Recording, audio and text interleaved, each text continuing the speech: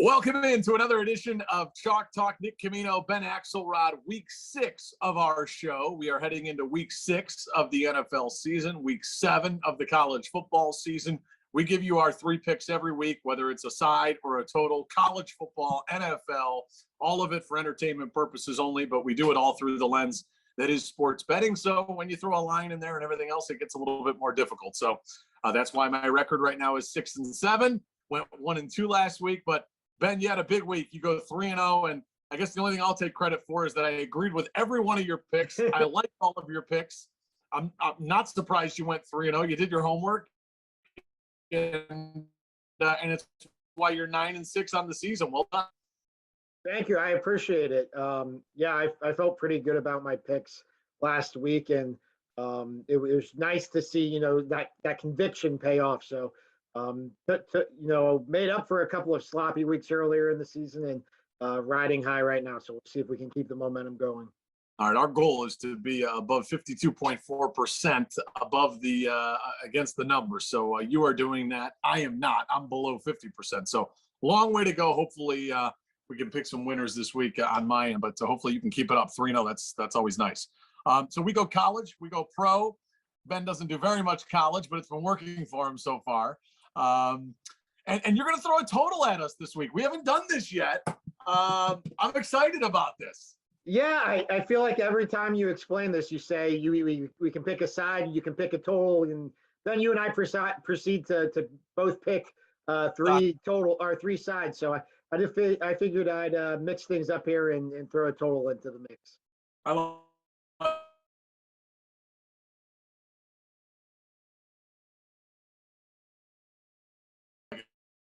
All right, here we go. Week 7 of college football. My first pick, the Minnesota Golden Gophers getting 3.5 at home against Nebraska. My whole thought process is this.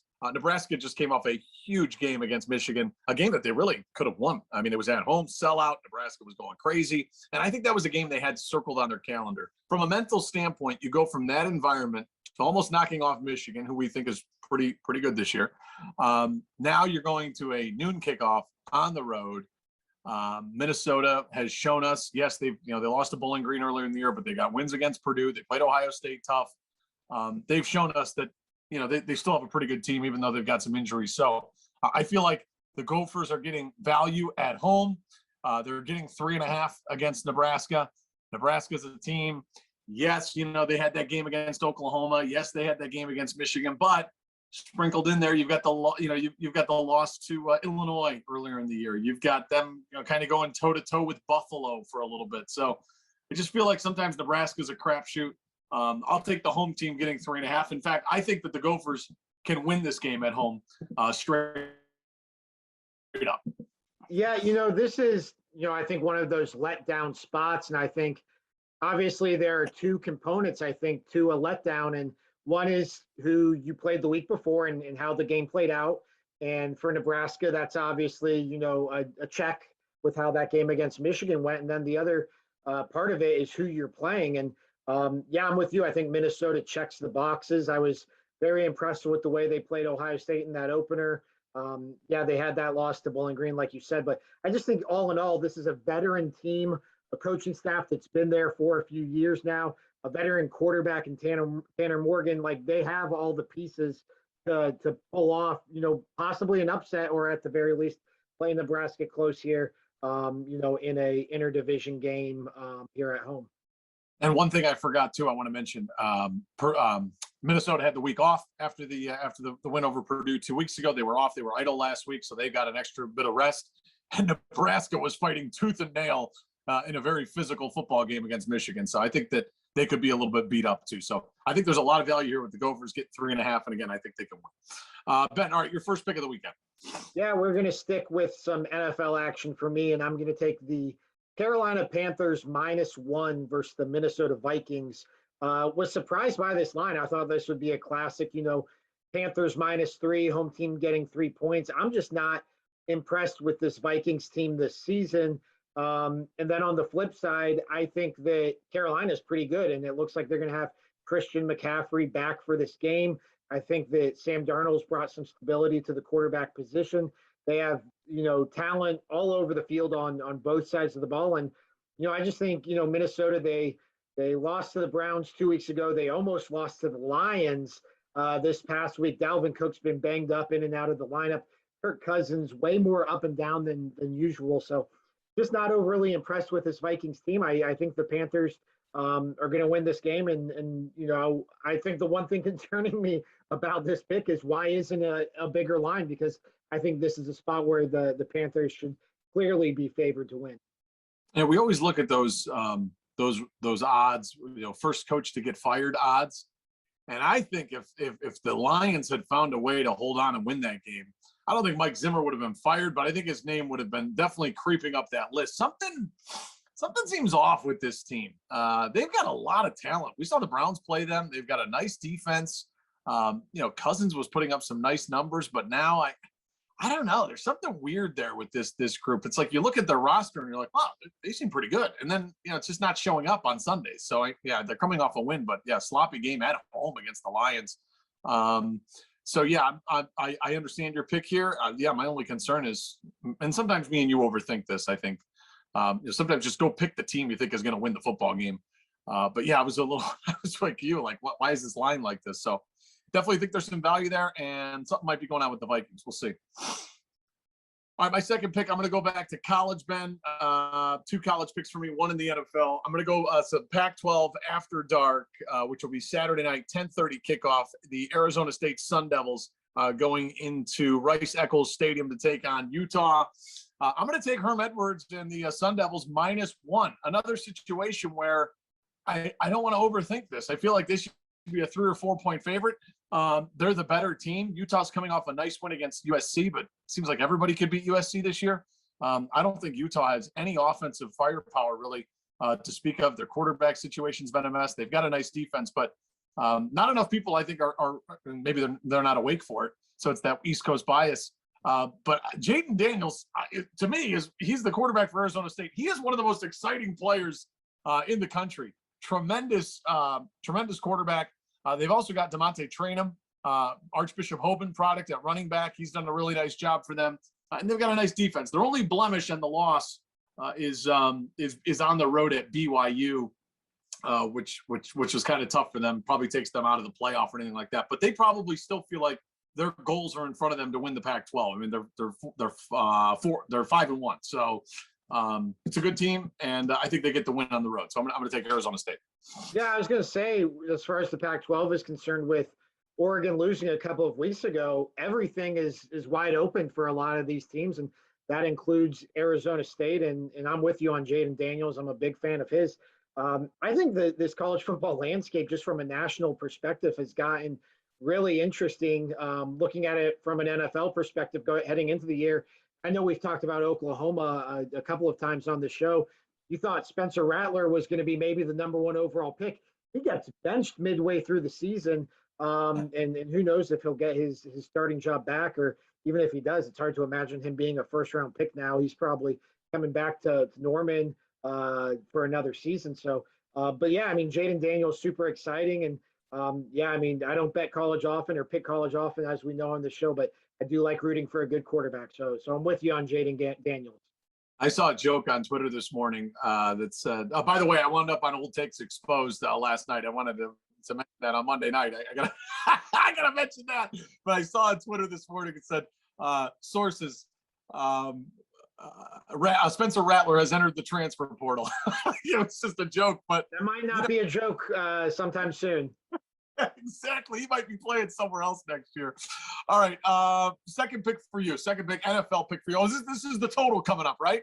Yeah, we've got the total here. And I know this is a game we'll talk about with your picks here in a little bit, not to step on anything, but I'm going to take, and I hate that I'm doing this. I hate that I'm taking an under for my first total, but I'm going to take the under in the Cleveland Browns Arizona Cardinals game. I've got it at 50.5 points. And look, I think this is a game where the two offenses get the attention. Obviously, the Browns just played in a big shootout with the Chargers, and the Cardinals played in a they've been shooting out with teams throughout the season. But I think that these are two pretty underrated defenses, and especially I think that's true for the Cardinals. they've only allowed they've only allowed 30 or more points in one of their first 5 games. I think that on the Browns side, we've obviously seen what the Browns can do defensively with Myles Garrett, with some of these defensive backs. It looks like the defense is getting a little bit healthier than they left that game against the Chargers on Sunday. I just think at the end of the day, these are two underrated defenses, and I think it's also two offenses who, are going to make a lot of completions. They're going to run a lot of plays, and they're just going to kind of keep the clock running. So we'll see. I think these are two pretty evenly matched teams, and when that happens, I think sometimes you can get one of these grinded out type of games, and that's kind of what I'm expecting here on Sunday between the Browns and Cardinals. And the number is 50.5, right? 50.5. Yep. So 50.5 is the pick. We'll just kind of transition into my pick because this is where it is. But you're right. I mean, I just watched Arizona play the other day against the Niners. Final score, what, 17-10? Kind of 17-10. I mean, this is a very underrated Cardinals defense, I think. Yeah. So and they're 5-0, best start for them since 1974. Cliff Kingsbury's done a great job with them. Kyler Murray is a dynamic player. So I could see where you're at on the under though with both defenses. It always happens too in the NFL where it's like, oh, this is going to be a shootout, and then all of a sudden it's 9-3 going into the fourth quarter. I mean, we've seen that a lot. You go back a few weeks ago, I thought Browns Vikings was going to be like one of the most exciting games of the year. It winds up being this 14-7 slugfest where I don't think either team scored after the second quarter.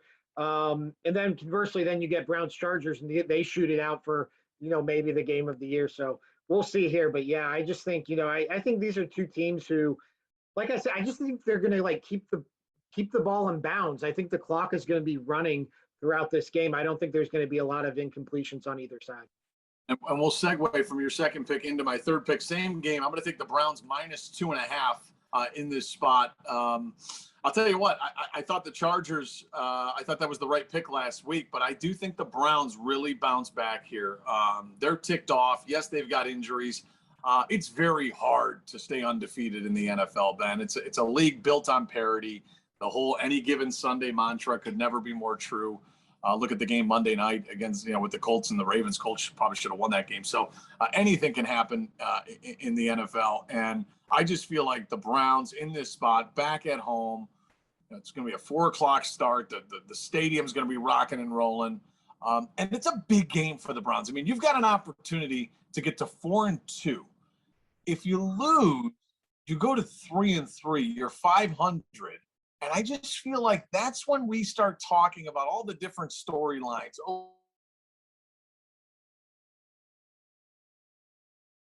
OBJ and all, well, we always talk about OBJ, but other stuff if all of a sudden this team is 500. And yes, if you've looked at the schedule, it does lighten up the back half. But yeah, this is a game you feel like the Browns have had circled that they want to win. I don't think there's any ill will anymore. I think it's over with the whole Baker Mayfield, Cliff Kingsbury thing. We kind of talked about that last year or the year before. I think that's kind of done with. But I just think the Browns this is a good spot for the Browns. Remember you used those words against the Chargers, the scheduling spot. I feel like this is like a scheduling loss spot for the for Arizona. Coming to the East Coast. The only thing though, it's a 4:00 game, not a 1:00 game for them. But still, I think that this is a perfect opportunity to catch these guys coming in at 5-0. All right, Ben. So let's go with your third and final pick, staying in the NFL. Yeah, I hate to take a road favorite here, but I feel pretty good about this team this year, surprisingly. And I'm going to take the Cincinnati Bengals -3.5 at the Detroit Lions. Starting on the Bengals side, I've been super impressed with Joe Burrow, super impressed with Jamar Chase. They add T. Higgins back into the mix with Tyler Boyd. They have talent on both sides of the ball. I just like this Bengals team. I think their one, flaw is coaching. And against Detroit, I don't think that's necessarily something you need to worry about just because you're dealing with the first-year head coach and Dan Campbell.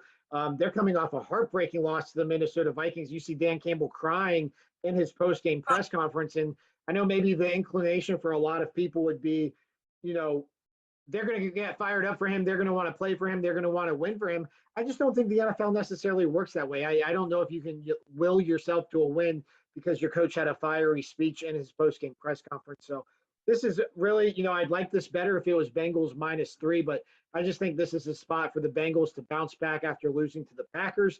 And I just think Detroit's season, I don't think there's going to be very many wins. And if there are any wins, it's hard for me to imagine it being against the Bengals. And obviously, this is a spot where Detroit can cover. But if I don't think you can win the game, I really don't think Detroit can win this game. I have a hard time picking you to cover at less than a touchdown here. So I'm going to take the Bengals -3.5 at Detroit. Okay, I need to preface this by saying I agreed with all of Ben's picks last week. He was 3-0. He's on fire. I would take everything he says at this point. He's been fantastic, and he's one of my favorite people to talk football with. However, I do disagree here. I don't know. Okay. I feel like the Lions, I don't know what it is about these guys. They are like a scrappy, pain-in-the-ass team to play. I mean, they played the Packers tough. I know it was only for a half. We saw them, probably should have beaten the Ravens at home. Tucker hits the longest field goal in NFL history to beat them. They go on the road, should have beaten the Vikings. I think finally one day here, they're going to pull through. I don't know if it'll be Sunday, but I think they keep it close enough where they lose at least one field goal. The Bengals have been playing in some close games. Yes, they've been winning, not last week, but they've been playing some tight games, even though they've been winning. So if the Bengals are to win this game and keep the Lions winless, I'm of the belief it'll only be by a field goal. Maybe that 3.5 hurts you, but we'll see. We'll see. It's very rare I disagree with you. I'm going to do it here. No, I like your logic there. You're right. This Lions team plays hard. I think my thinking would be a team can only play hard for so long as the losses keep piling up. And we've seen that in Cleveland a couple of times too. So I think maybe this is their breaking point. Maybe the loss to the Vikings, which came after that loss to the Ravens. I mean, they were so close, but man, I just think that this could be the breaking point. So we'll see. I think this is healthy disagreement on our end. Yeah, absolutely. Ben, it's always fun to be with you. Week 6 of the NFL season, week 6 here for Chalk Talk. We're going into week 7 of the college football season. It's been fun having another edition of Chalk Talk with you. Thanks so much for watching us. Thanks for listening to us. However, whatever avenue you use to take this in each week, we appreciate it. And good luck.